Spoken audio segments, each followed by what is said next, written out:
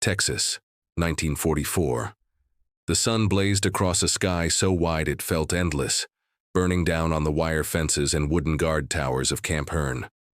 When American guards knocked on the barracks door that first morning, the screams came immediately. German women scrambling back against wooden walls, eyes wide with terror. They had crossed an ocean expecting a harsh treatment. Instead, the guard smiled and held out a tray. Coffee, fresh eggs, bacon sizzling in the morning light. The women stared, frozen between two impossible realities. The war had shattered the world into fragments, and in those fragments impossible things became routine. By the summer of 1944, over 400,000 German prisoners lived behind American wire, scattered across hundreds of camps from coast to coast. Most were men, soldiers captured in North Africa, Italy, France. But hidden in that vast population were women, nurses, military auxiliaries, technicians who had worked for the wartime government forces. Women who found themselves swept into a war machine that consumed everything. The official numbers remain uncertain even now. Perhaps 300 women, perhaps more. The records show gaps, silences where stories should be. What's known is this: they came across the Atlantic in the holds of troop ships, seasick and terrified, while above them, American sailors went about their duties with the casual efficiency of men who had seen too much. Emma Richter stood at the rail one evening during that crossing, watching the sun sink into water that seemed to go on forever. The ocean was nothing like the Rhine. It swallowed the horizon, dark and indifferent. She was 23. Before the war, she had studied chemistry at Heidelberg. Now she wore the same gray uniform she'd worn since 1942, when they recruited her to work in a communications facility outside Berlin. The fabric was worn thin at the elbows. Salt spray dampened her face.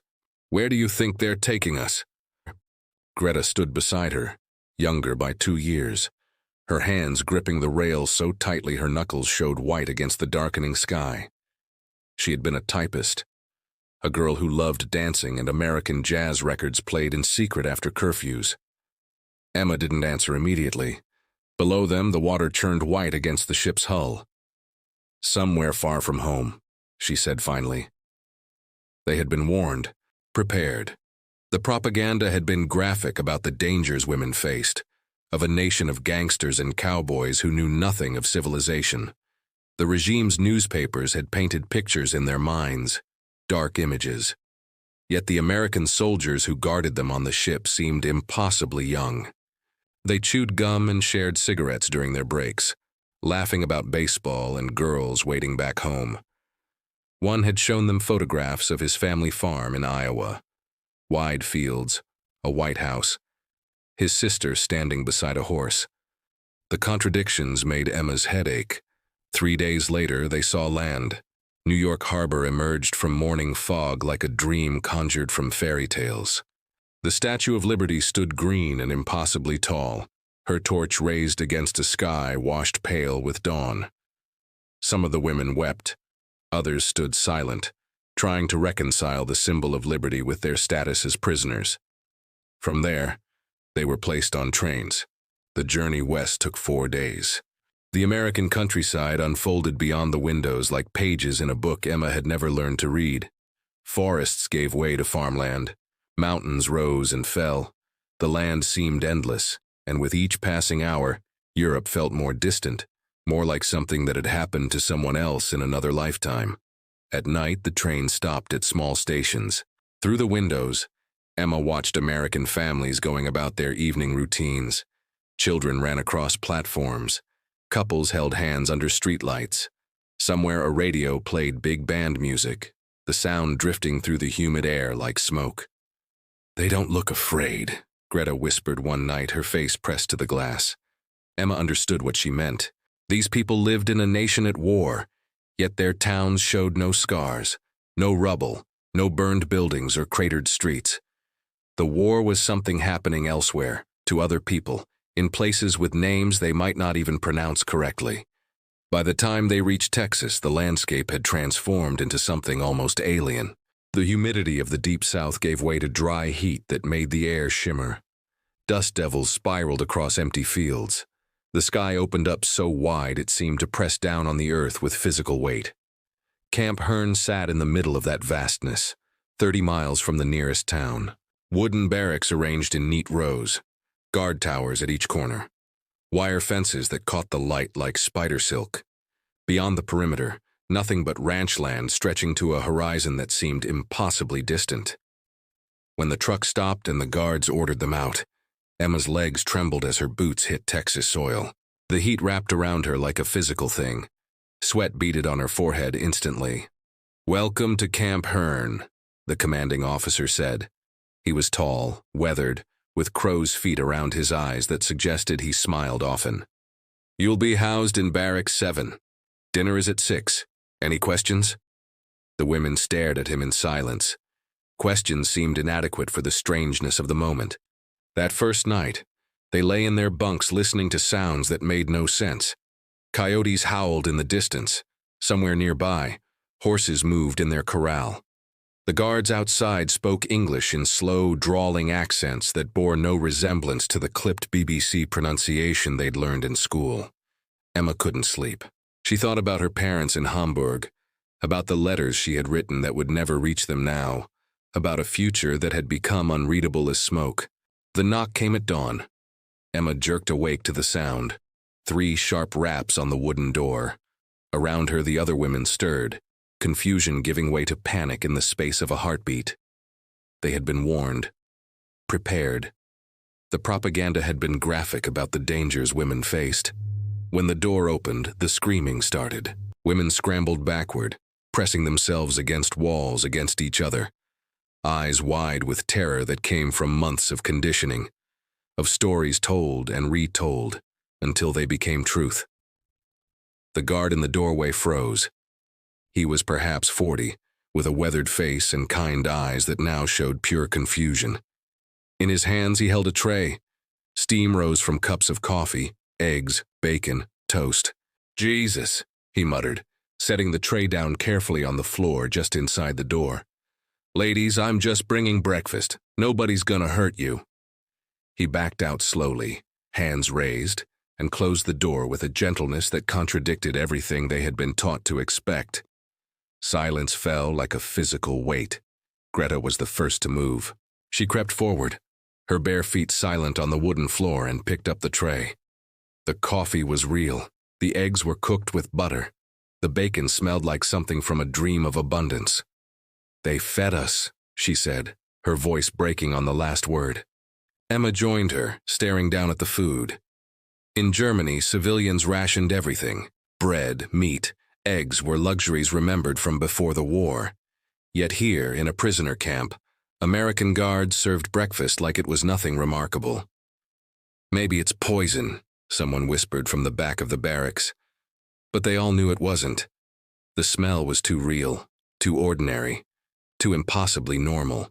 They ate slowly, each bite a small revolution. Captain James's Jim Thornton ran Camp Hearn the way his grandfather had run the family ranch, with fairness, clear expectations, and a belief that most people responded better to kindness than cruelty. He had served in North Africa, seen enough death to fill several lifetimes. When they assigned him to command a POW facility in Texas, he considered it either a reward or a punishment. He couldn't decide which. The war felt distant here, abstract.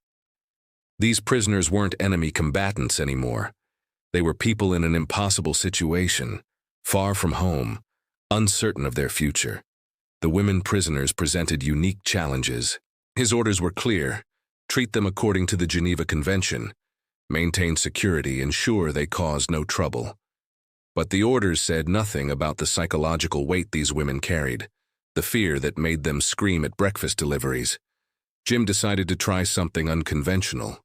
2 weeks into their internment, he had the women assembled outside Barracks 7. The morning sun already blazed hot, promising another day where the heat would shimmer like liquid across the camp. The women stood in a ragged line, uncertain and wary. "Ladies," Jim said, removing his hat in a gesture his mother had taught him meant respect. "I know you're far from home, I know you're scared. But here at Camp Hearn, we do things a bit different. This here's ranch country. We got cattle to tend, horses to care for, land to maintain. You're going to help with that work. Not because you're prisoners, well, technically you are, but because honest work helps time pass, keeps your hands busy and your minds occupied. He paused, studying their faces. Most showed confusion, a few showed anger. Emma Richter, the tall one with intelligent eyes, showed something else, curiosity. You folks will be helping out here, feeding, cleaning, riding if you're up for it, he continued. Plenty more where that came from. Questions? The translator, a German-American woman from Houston, rendered his words into careful German. The women exchanged glances but said nothing. Right then, Jim said, replacing his hat. We start tomorrow morning, 6 o'clock. Bring gloves if you got them. That evening, Emma stood at the barracks window watching the sunset paint the western sky in shades of orange and purple that seemed too vivid to be real. Beyond the wire fence, horses moved in their corral, their coats gleaming in the failing light. Do you think he means it? Greta asked. About the work? Emma thought about the question. In Europe, prisoner work meant labor camps, forced marches, harsh treatment disguised as productivity. But this didn't feel the same. The captain's weathered face had shown no cruelty. His voice had carried no threat. I think, Emma said slowly, we're going to find out. The first morning, 20 German women stood in the corral while Jim Thornton demonstrated how to saddle a horse. The animal was a mare named Daisy, patient and gentle, her coat the color of autumn leaves. She stood perfectly still while Jim showed them the saddle blanket placement, the cinch tightening, the proper way to check stirrup length. She's smarter than most people I know, Jim said, running his hand along Daisy's neck. You treat her right, she'll treat you right. Simple as that. Emma watched carefully, committing each step to memory. She had never been near a horse before. In Heidelberg, transportation meant trains and bicycles. Animals were something encountered in zoos or textbooks. Who wants to try first? The women looked at each other nervously. No one moved. Then Emma stepped forward. I will. Jim smiled. Good. Come on up here. He guided her through each step, his instructions patient and clear. When she pulled the cinch too loose, he showed her again without frustration. When she forgot to check the stirrup length, he simply reminded her. His hands were weathered and scarred, the hands of a man who had worked with animals his entire life. Now, he said, let's get you mounted. Emma stared at the saddle. It seemed impossibly high. The horse seemed impossibly large. But she placed her foot in the stirrup the way Jim had shown her and hauled herself up. For a moment, the world tilted dizzily. Then she found her balance, sitting astride Daisy, looking down at the corral from a new height. How's it feel? Jim asked. Emma couldn't find words in English adequate to describe it. She felt tall, powerful, free despite the wire fence visible in her peripheral vision. The propaganda had told her Americans were barbarians, yet this man was teaching her to ride with the patience of a born teacher. Good, she managed in broken English. Feel good. Jim's smile widened. Outstanding. Now let's walk her around the corral. By the end of the first week, half the women could saddle their own horses. By the end of the second, they were riding out beyond the wire fence, accompanied by guards who seemed more like ranch hands than military police.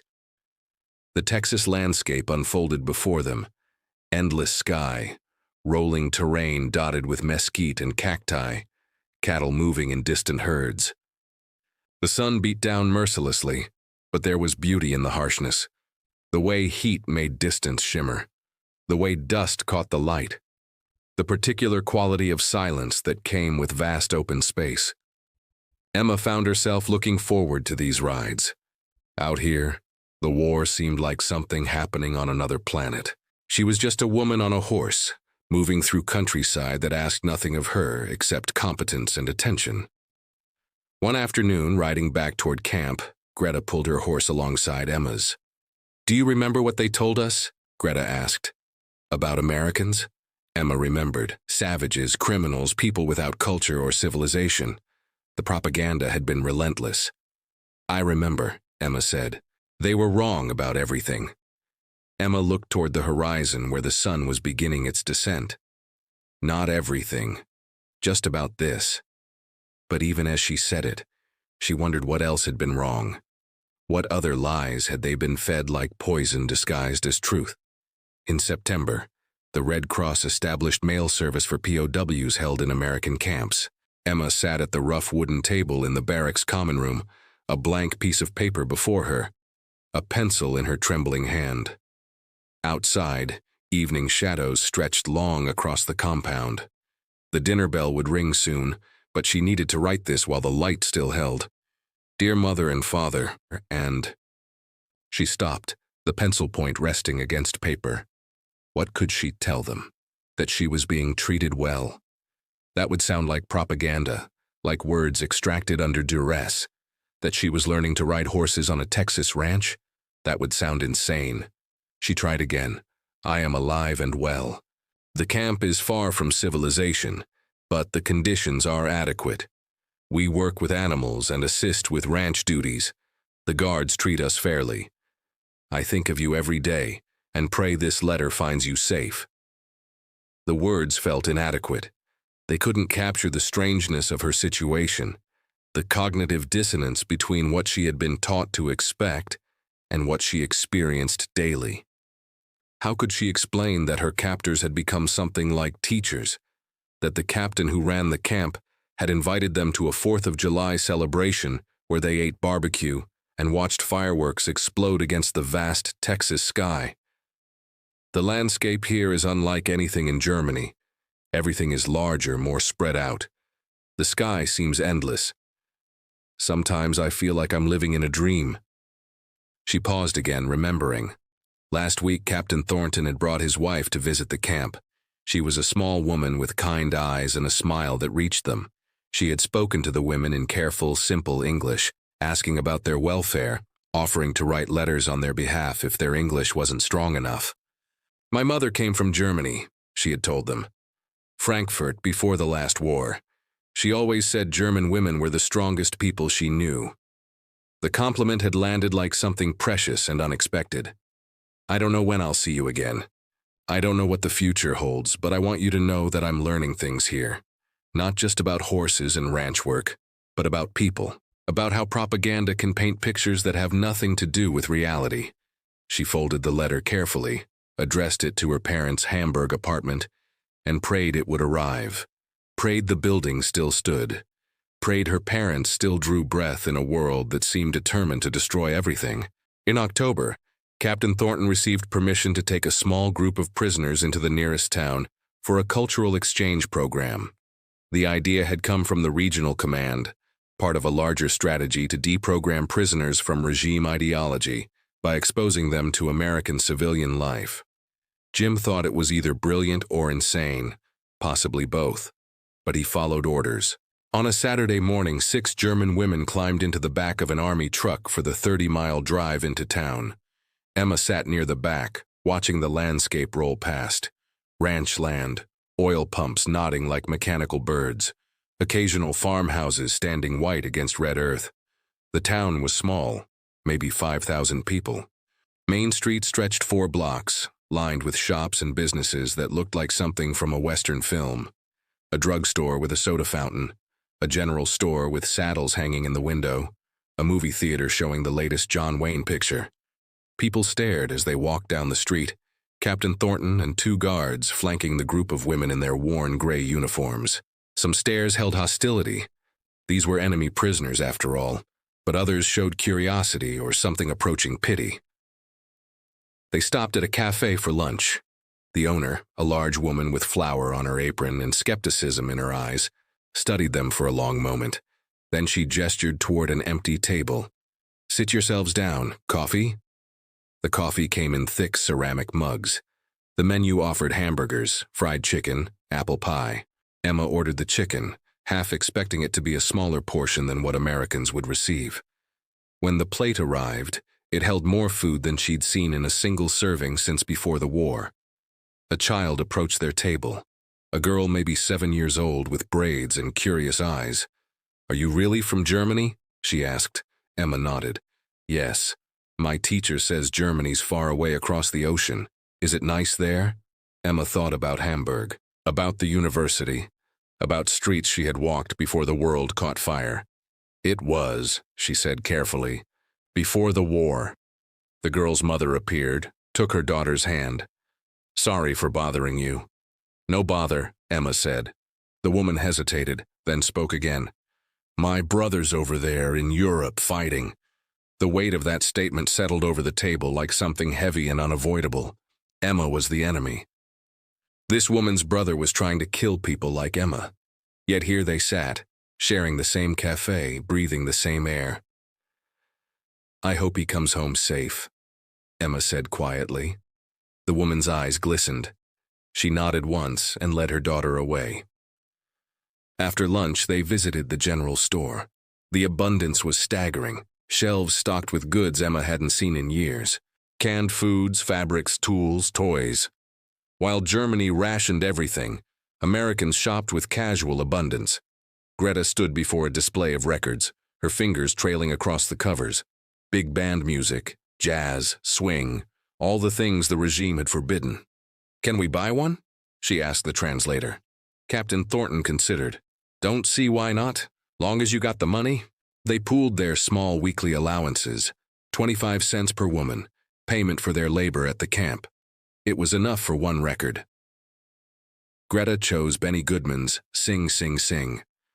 That night, back at the camp, they played the record on the barracks phonograph. The music filled the room. Horns and drums and pure joy translated into sound. Some women cried. Others danced, tentatively at first, then with increasing abandon. Emma watched them and felt something shift inside her chest. A small crack in the foundation of everything she had believed about the world. Winter in Texas was mild by German standards, but it brought changes nonetheless. The days shortened. Temperatures dropped to the 50s and 60s during the day, lower at night. The women wore donated sweaters over their uniforms when they went out to work in the morning. Christmas approached with an inevitability that filled Emma with unexpected sadness. Last Christmas, she had been in Berlin, still believing the regime's promises of victory. The city had been damaged by bombing but not yet destroyed. Her parents had managed to find a small goose for dinner. They had sung carols while air raid sirens remained silent for once. This Christmas would be different. This Christmas she would be 5,000 miles from home, a prisoner in a land that should have been her enemy, but felt increasingly like something else. Captain Thornton announced that the camp would hold a Christmas celebration.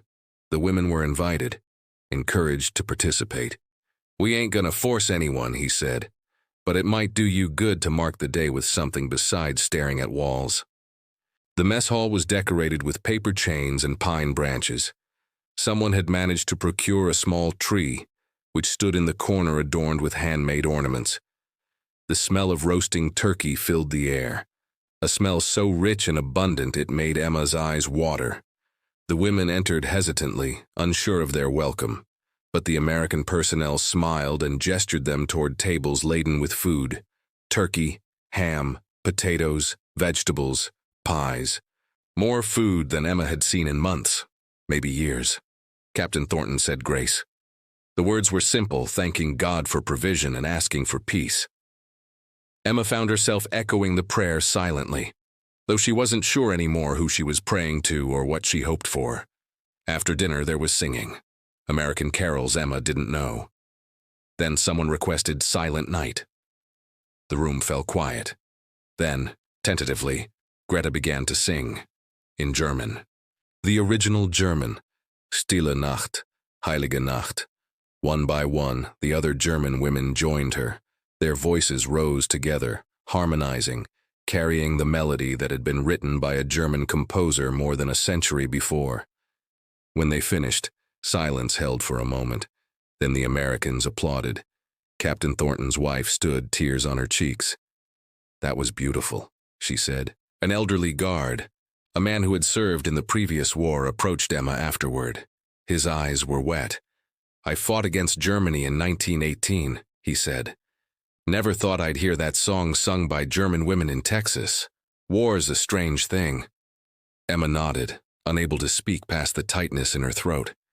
That night, lying in her bunk, she thought about the day, about the abundance that Americans treated as normal, about the kindness extended to prisoners, about the guard who had fought against her country, yet cried at her singing.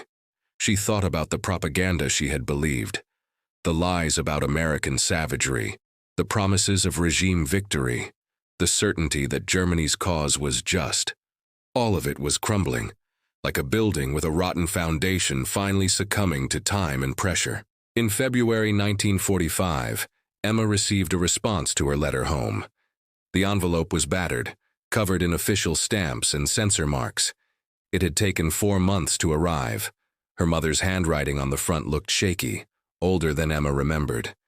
She opened it with trembling hands. "My dearest Emma, your father and I wept with joy to learn you are alive and well. We had heard nothing since you were captured and feared the worst. I must tell you difficult news. Hamburg was bombed heavily in July. Our apartment building was destroyed.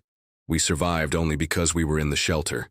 We now live with your aunt in the countryside, where conditions are very difficult. Food is scarce. The war has taken everything. But your letter gave us hope. You write of horses and open sky, of kind treatment and fair dealings. I cannot tell you what it means to know you are safe, even if you are far away. Your father wants you to know he is proud of you. We do not speak of politics anymore. Politics has brought us only misery. We speak of you, and of the day when this war finally ends, and you can come home. Please write again when you can. Your words are the only light in our darkness. With all our love, Mother Emma read the letter 3 times, then folded it carefully and held it against her chest. Her parents were alive. Their home was destroyed, but they were alive. She thought about her mother's words. We do not speak of politics anymore. Politics has brought us only misery. How many German families were having the same realization? How many were finally seeing past the propaganda to the ruin it had created? That evening, Emma asked permission to speak with Captain Thornton. He received her in his office, gesturing to a chair across from his desk. "What's on your mind, Miss Richter?" Emma chose her words carefully. Her English had improved considerably over the months, but this required precision. "I received letter from my mother. My family home is destroyed. Hamburg is destroyed. Everything is destroyed." She paused, gathering courage. "Captain, I want to thank you for treating us like human beings, for showing us that Americans are not what we were told." Jim studied her face. "What were you told? That you were savages, criminals, that you would treat prisoners with mistreatment." She met his eyes. "It was all lies." Jim leaned back in his chair. "War makes people tell lies, makes people believe lies. All we can do is try to be decent, even when everything else is going to pieces. When war ends, what happens to us? You'll go home, eventually, when it's safe to send you back." Emma thought about Hamburg, about when Germany faced severe shortages, about her parents living with her aunt in the countryside. Home might not exist anymore. "Then you'll help build it again," Jim said simply. "That's what people do. They build. Even after everything gets torn down, they build again." Emma nodded, though she wasn't sure she believed it. How could you build on ashes? In May 1945, news reached Camp Hearn that Germany had surrendered. The war in Europe was over. The announcement came during breakfast. Captain Thornton stood at the front of the mess hall and delivered the news in his usual plain style. The regime had fallen. The German military had surrendered unconditionally. The fighting was finished. The American personnel cheered. Relief and joy mixed together in their voices. The German women sat in stunned silence. Emma felt nothing, not relief, not grief, just a vast emptiness where feeling should have been. Her country had lost. Everything the regime had promised, the 1,000-year future, the glorious victory, had been lies. Millions had died for lies. Later that morning, the women gathered in Barrack 7. No one spoke for a long time. Outside, life at the camp continued as normal. Horses needed feeding, cattle needed tending. Work didn't stop because wars ended.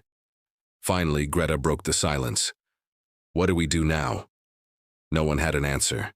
That afternoon, Captain Thornton assembled all the German prisoners, men and women together for the first time since their arrival. "I imagine you're all feeling a lot of things right now," he said. "Confusion, fear, maybe relief, maybe anger. All of that's natural. But here's what I need you to understand. The war between our countries is over, but you're still under American authority until arrangements can be made to repatriate you. That could take weeks, could take months. In the meantime, we're going to continue on like we have been. Fair work for fair treatment. Questions?"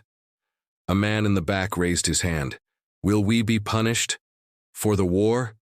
Jim's face was grave. "You'll go before tribunals.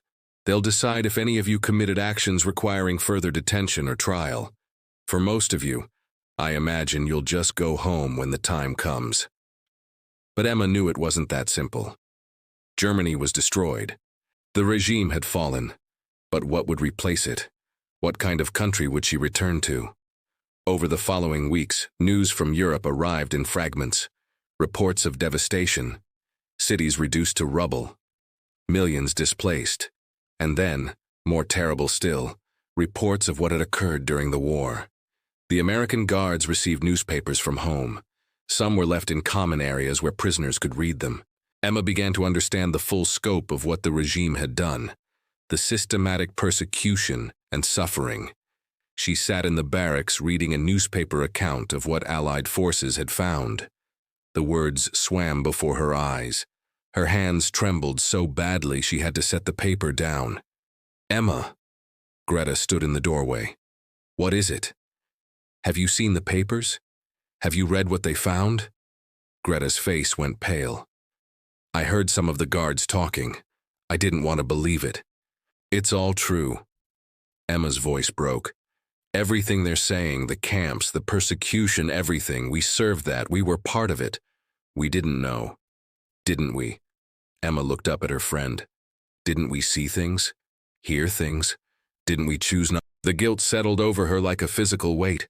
She had been a technician in a communications facility. She had processed orders. She had helped the war machine function. She hadn't pulled triggers or issued commands, but she had been part of the system that made the horror possible. That evening, several of the women asked to speak with the camp chaplain. He was a Baptist minister from Louisiana, a man with soft eyes and a gentle manner. They sat with him in the chapel, a small building at the edge of the compound, and tried to find words for their guilt.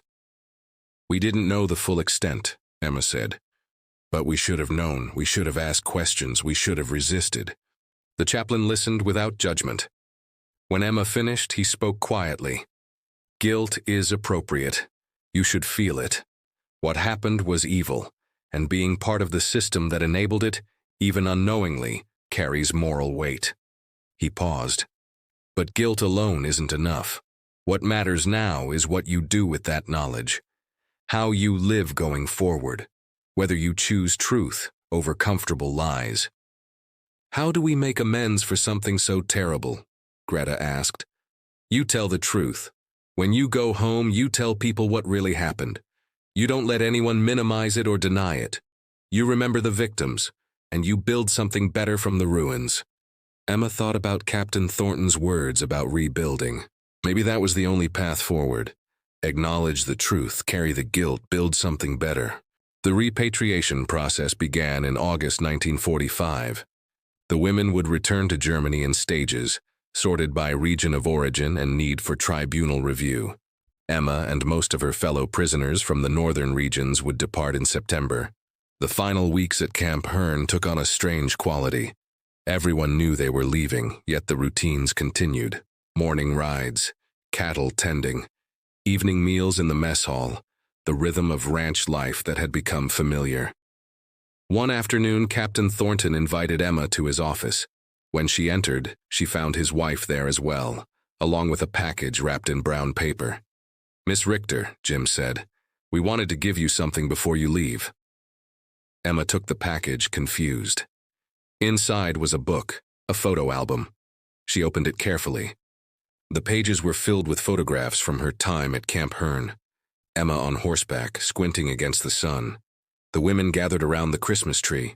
A group shot in front of the barracks.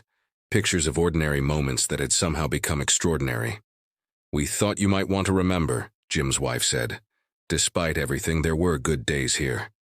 Emma's vision blurred with tears. "Thank you. This is very kind." "You've got a long road ahead," Jim said. "Germany's in rough shape. It's gonna take years to rebuild. But I've watched you these past months, Miss Richter. You're smart. You're adaptable. You'll make it through." "I hope so. More than that, I hope you'll help others make it through. You've seen both sides now, the lies and the truth. That's valuable. Don't waste it." Emma nodded, unable to speak past the tightness in her throat. The departure came on a morning when the sky was clear and blue, stretching endlessly toward every horizon. The women assembled outside Barracks 7 with their few possessions. Trucks waited to take them to the train station. Captain Thornton shook each woman's hand. "Safe travels, good luck." When he reached Emma, he pressed a piece of paper into her palm. "My address. If you ever need anything, or if you just want to let us know you're all right, write." Emma looked down at the paper, then back at Jim's weathered face. "You changed everything for me. You showed me that people can be decent even when the world is falling apart. We just treated you like human beings. That shouldn't be remarkable, but I guess it is." He smiled sadly. "Take care of yourself, Miss Richter." The trucks rolled out, dust rising behind them. Emma watched through the back window as Camp Hearn grew smaller and smaller, until it disappeared completely into the vast Texas landscape. The ship that returned Emma to Germany docked at Bremen in October 1945. The city was unrecognizable. Rubble stretched in every direction. Buildings stood like broken teeth against gray sky. People moved through the streets with the hollow-eyed exhaustion of those who had survived but not yet begun to live again. Emma made her way north to the village where her parents lived with her aunt. The journey took 3 days. Trains ran sporadically, and roads were choked with refugees and displaced persons all trying to find their way home. When she finally arrived, her mother collapsed into her arms, sobbing. Her father stood behind them, older and thinner than Emma remembered, but alive. "Welcome home," he said simply. Home was a small room in her aunt's farmhouse. They shared everything: food, space, resources.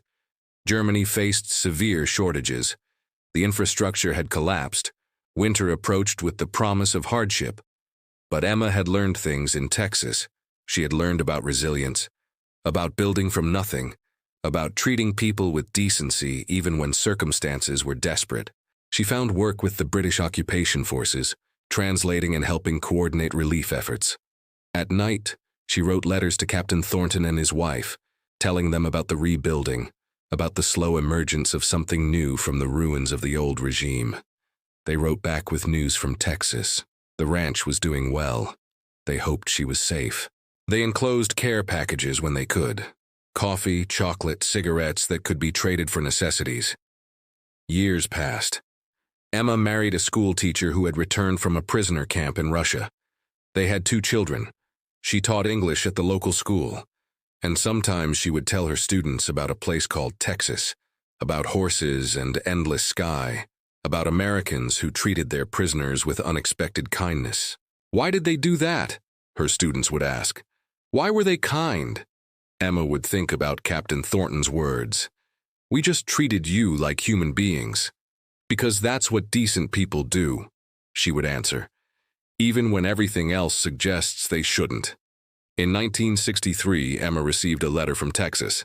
Captain Thornton had died, a heart attack while working his ranch. His wife wanted Emma to know, wanted her to know that Jim had often spoken of the German women prisoners, of how proud he was, that they had been given a chance to see a different kind of America. Emma wept for a man who had been her captor, but had taught her more about humanity than anyone else she had ever known. She kept the photo album from Camp Hearn on a shelf in her study. Sometimes, when the weight of memory became too heavy, she would open it and look at the pictures. A younger version of herself on horseback, women singing carols, ordinary moments preserved in black and white. In those moments, she remembered the sound of coyotes howling across Texas night, the smell of dust and leather, the way heat shimmered like glass across endless horizon. She remembered screaming when a guard knocked on her door with breakfast, and she remembered how that fear had slowly transformed into something else. Understanding, perhaps, or hope, or simply the recognition that even in the darkest times human decency could survive. The war had taken so much, but it had also given her an unexpected gift, the knowledge that people could choose kindness even when hatred would have been easier. She carried that knowledge like a talisman through the rest of her life, through the rebuilding of Germany, through the Cold War that divided her country, through reunification and beyond. And sometimes on clear nights when the sky stretched wide above her small German town, she would look up and imagine that same sky stretching over Texas, connecting two places that should have remained forever separate but somehow, impossibly had become part of the same story. A story about fear transformed into understanding, about enemies who became something more complicated, about the small acts of kindness that could survive even when the world burned. The story of German women who screamed when American guards knocked on their door and couldn't believe what happened next.